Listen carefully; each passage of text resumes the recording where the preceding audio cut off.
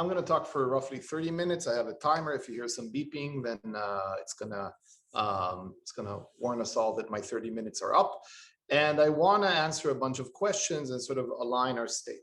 So looking ahead, what this workshop will do is to give you an introduction into programming with Cairo and sort of walk you through some programming exercises. So most of this is going to be about programming, but Cairo is a way to write codes so that you can get very scalable dApps on L2 that are going to be automatically integrated with a certain cryptographic proof system called Starks, and all of that is taken care of.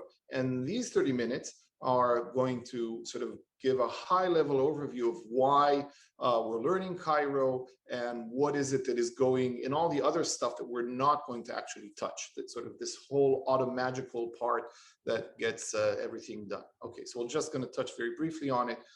There's a whole bunch of other resources that we can point you to. You're welcome also to ask on the Discord channel for more information, about the math, the cryptography, and all sorts of things, and we'll be happy to answer that.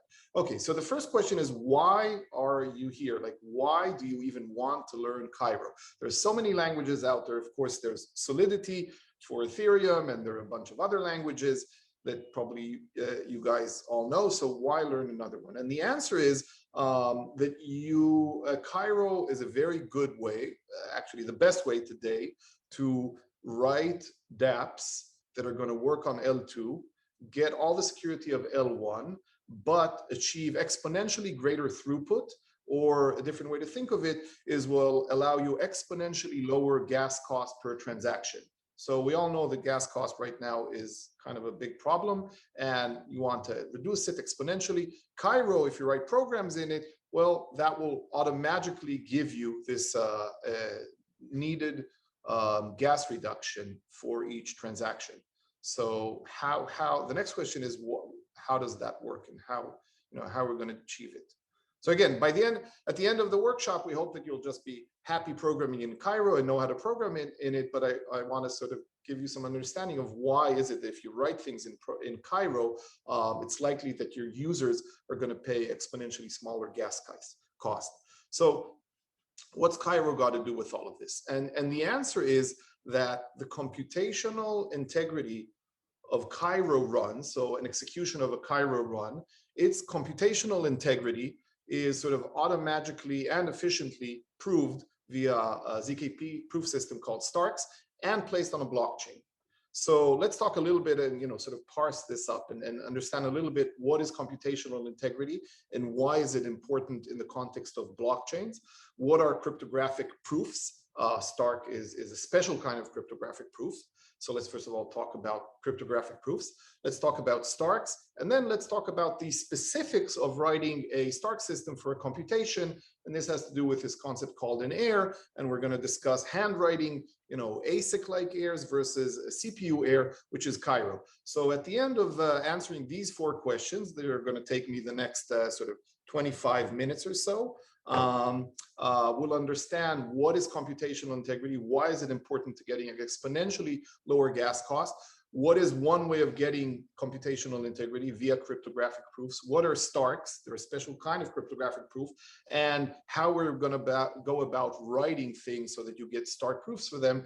And that will lead us to Cairo, which is a very efficient and easy and accessible way to write your computations so that they get on L1 with the security of L1 through Stark proofs. Okay, so let's start answering what is computational integrity and why do we care about it.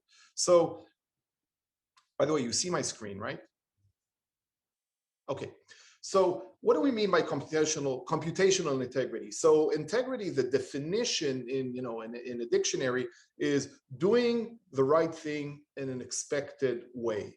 So in the context of computation, when we talk about computational integrity, we mean that the computer program, someone executed it. We know what the computer program is or should be.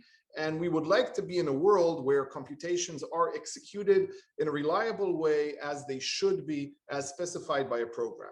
And if you think about the context of some, L2 dApp, you would like it, for instance, if it's some, some automatic market maker or some swapping functionality or some payment processor. Basically, you want to imagine that this thing is running, off chain. Maybe it's running computation. This computation should receive many transactions, check that they're signed correctly, check that that they are updating the state the way that the signatures, the signed orders or actions reflect, and that the whole state was updated correctly and is being updated on the fly correctly. So that is one special case of what computational integrity would mean to an application that would be an L2 DApp.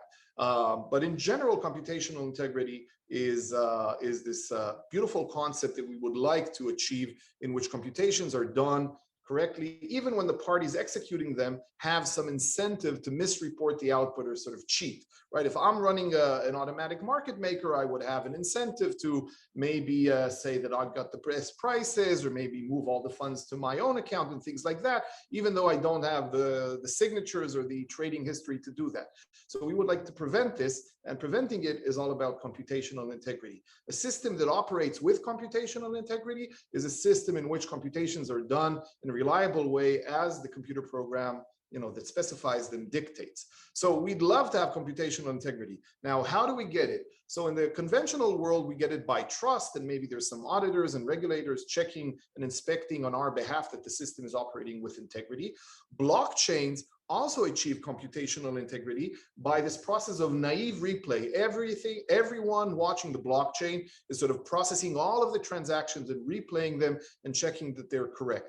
So this is a very good way of getting computational integrity, but it doesn't scale very well. And that's how you reach the problem of scalability.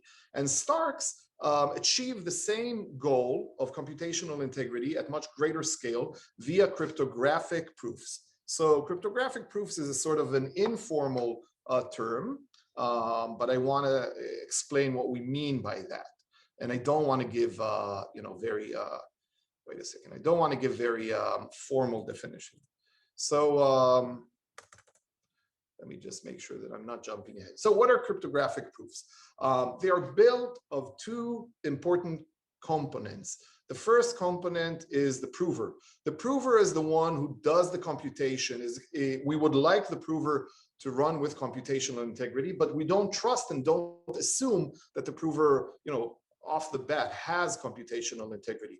So what we're going to do is we're going to expect the prover to run this computation, process many transactions, and then generate, update the state of a system, and do the extra work of generating a proof of computational integrity. Think of it as some, like a receipt or something that when we see it, we're going to know that the state of the system was updated with integrity. Now, we would like proofs to have the nice property, the true statements, meaning if a prover is operated with integrity, then it will be possible for her to generate a proof that we will verify and accept. Whereas if the prover has been malicious or tried to update the system in a way that doesn't correspond to the inputs that she saw, then it will be intractable and impractical for her to generate a proof that we'll accept. So who is we and who's the accepting party here? So we have a prover who's going to be running off-chain on L2 and doing all this load of computation. And then we have a verifier. The verifier, we can think of it as something that is very lean. It is exponentially leaner and runs in exponentially faster time than the amount of transactions and computation going on the side of the prover. And this is the part that is going to sit on L1 and be the sort of gateway and guardian of computational integrity. Now, the verifier is the only thing we need to trust. The verifier is very lean. The verifier is exponentially faster than the amount of computation it is checking. And it doesn't need to trust the prover at all. There's a whole bunch of mathematics and cryptography that has been published over the past 35 years or so that asserts that the prover has no chance or almost no chance or negligibly small chance of cheating if the statement she's trying to prove is not doesn't have integrity.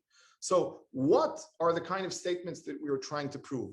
And the answer is that in the most general form, these are statements of computational integrity Those familiar with theoretical computer science also may know them as instances of the bounded halting problem. So each such statement can be specified by a tuple that you can think of it as a specification of a program or a computation that is supposed to be taking place, off-chain at great scale. This computation starts with an initial state. It ends at a final state. And there is a time bound, that measures the amount of transactions or the amount of steps that the computation has taken place. And when you see this quadruple, this four tuple that has a program, initial state, final state, and a time bound, the interpretation of this statement is the prover or the operator of the system have seen a bunch of other inputs, transactions, signatures, instructions, such that if I started from the initial state, processed all of these auxiliary inputs, I have reached the final state that I'm reporting here, and it took me T steps. Okay, so this is a computational integrity statement. Now, some statements are true, some statements are false, and some statements may be true, but not under the kind of inputs that the prover has seen. And we would like it to be the case that good statements, meaning ones that are both correct and the prover has seen the inputs to lead from the initial state to the final states, those should have proofs that will be verified, whereas bad statements that are either wrong or which the prover does not know of such state, of such inputs to assert the movement from the initial state to the final state, to be rejected. And basically, cryptographic proofs achieve that. Okay, so they allow you to distinguish between the good case of computational integrity statements that are actually correct and have happened, and the prover has seen them, and bad statements that have not happened. And this is a very general framework, because notice when we talk about program, this could be any program, and it could be any initial state and any final state and any time bound. So really you can now put into this as special cases, things like automatic market makers, voting systems, swap trading, margin trading, NFT minting, et cetera, et cetera, et cetera.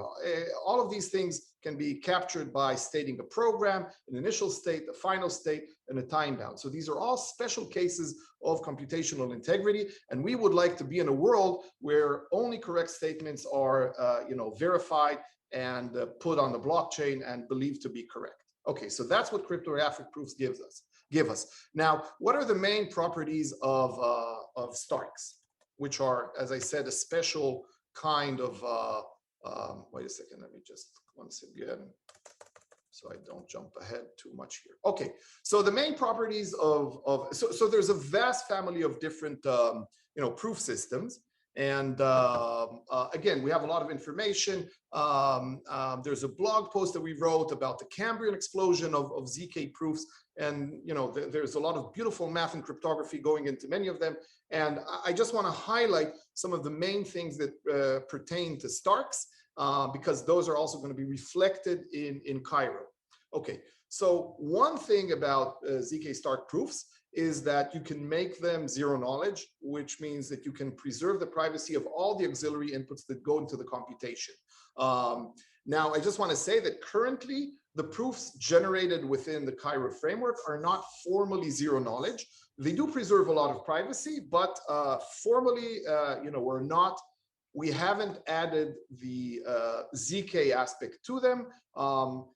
Basically, if there will be sufficient demand from them for adding formal privacy, by you and Cairo developers, it's not that hard to add the zero knowledge property. But I just want to mention that this is something in our plan. We will add it at some point. The main aspects that are really relevant today to scalability is the letter S in Stark means scalability. And I want to sort of break up what it means, and let me just type here. So scalability means, let me just write this, meaning two things simultaneously. When we say that a proof system has scalability, we mean that two things happen at the same time. One, and let me just say this, for any computation of T steps. So T is the number of steps or transactions that your system is processing. The first thing is that proving time scales quasi-linearly, like T poly log T. which means that it scales. The time needed to generate a proof is almost like t. It's slightly more. It's t times a polynomial in the logarithm of t, which means it's pretty efficient. Such a proving time is called quasi-linear. And let me just write here.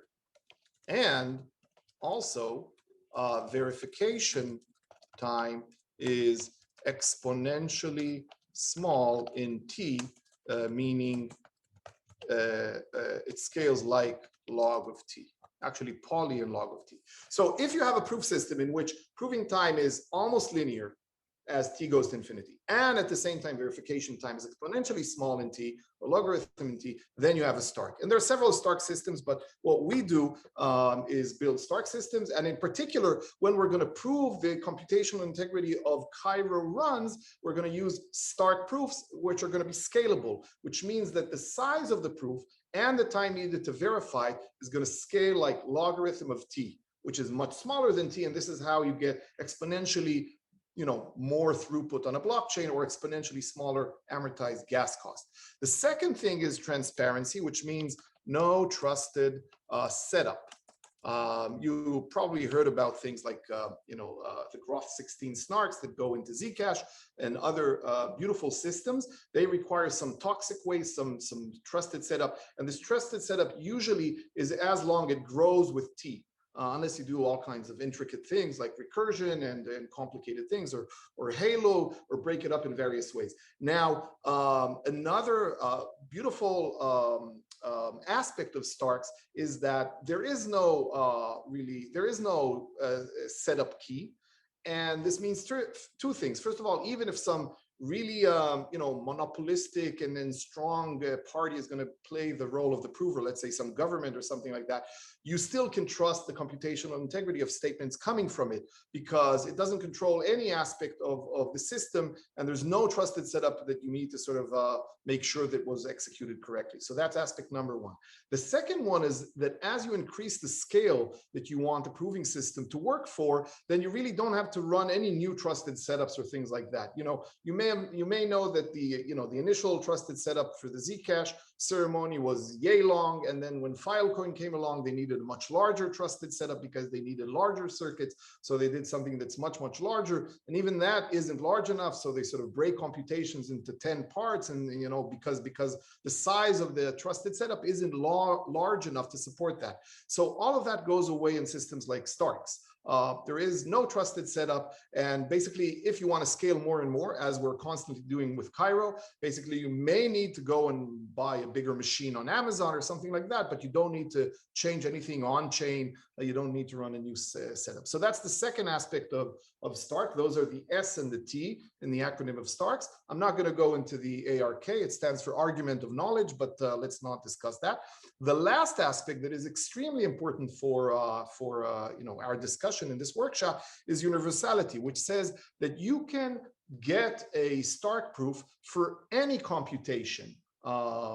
And that's exactly where we now get to the, how Cairo basically is going to make Stark proofs and exponential savings of gas on blockchains accessible to all developers, right? So that's the last part of my talk. Let me again not jump ahead here. Okay, so how we have a computation in mind. Maybe someone wants to do an automatic market maker. Someone else wants to do a voting system. Someone else wants to do some identity based system, proving identity, or some COVID tracing or something like that. Each one of these computations refers to a slightly different transition function for the logic that you have in mind.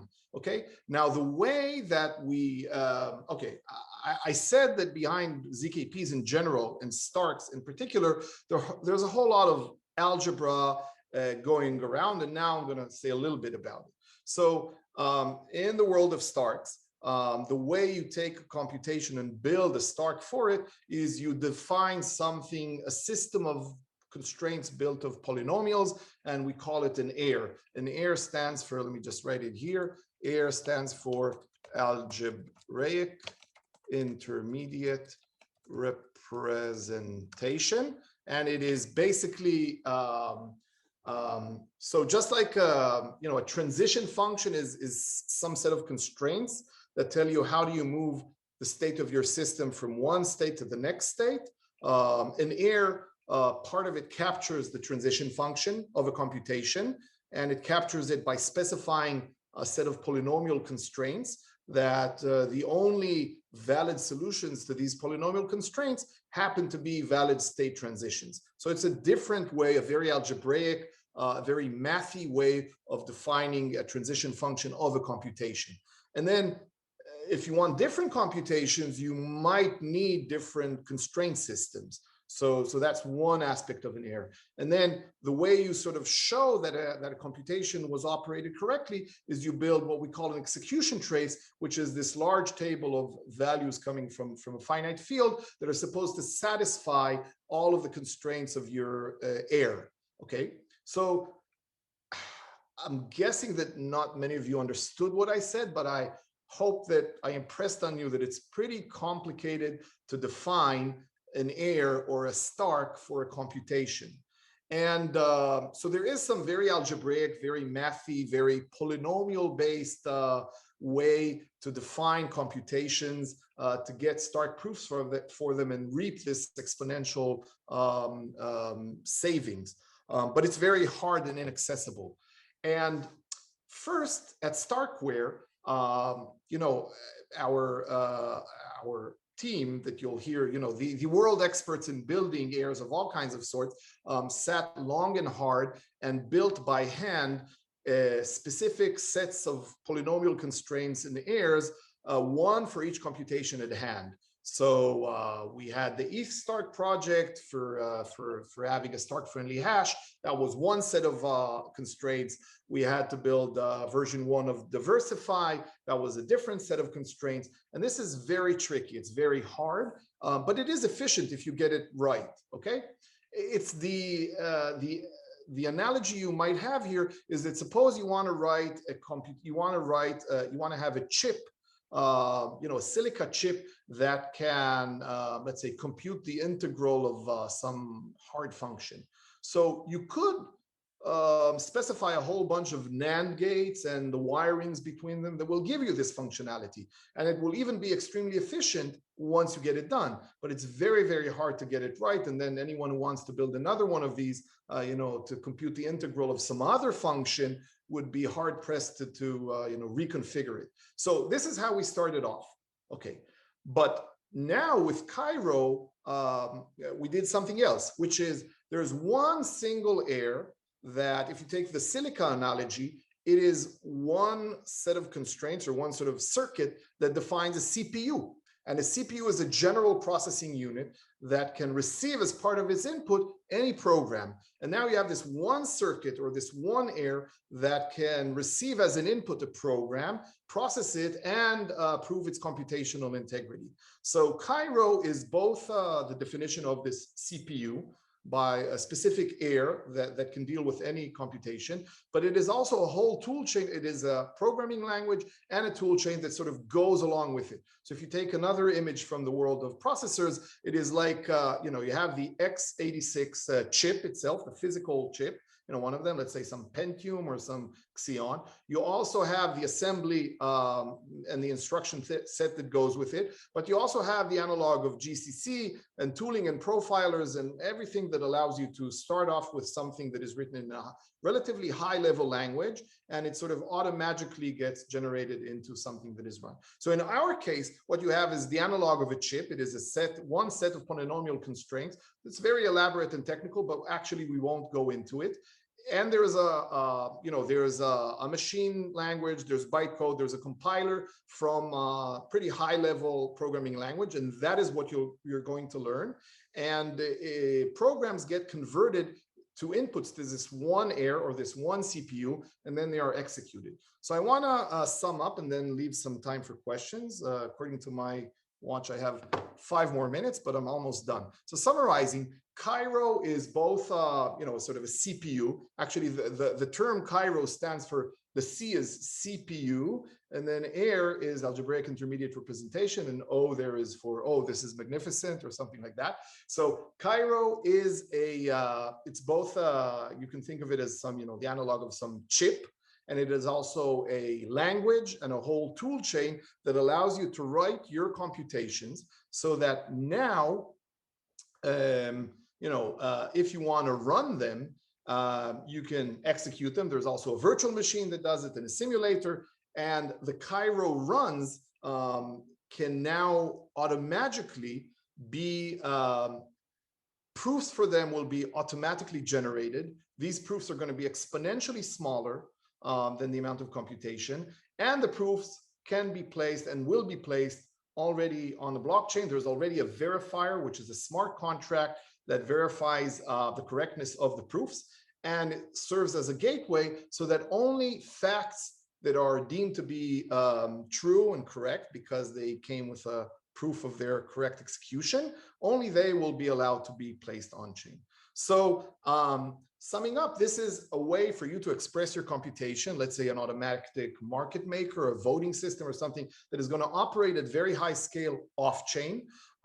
Its executions, proofs for them are going to be generated automatically, placed on chain. The proofs are going to be exponentially smaller. So the amortized gas cost per transaction is going to be exponentially smaller than the amount of, than what it had been if you would just have sent each one of these transactions to be verified on chain. Now, Cairo, there are many, many programming languages. Cairo is sort of a just right language, or I sometimes like to call it an MVL, a minimal viable language. So it is something that is has a or it's a just right, like a Goldilocks kind of thing, right? It's good enough to write production grade systems. All of our systems right now are written in Cairo. It is Turing complete, so you can express anything in it, and it is efficient enough to lead to very small proving time and very short proofs, even when you process through it, hundreds of thousands of transactions, as we've already done, in the Reddit bake-off or in minting, thousands of NFTs for Immutable X, or when we're processing thousands of transactions for Diversify.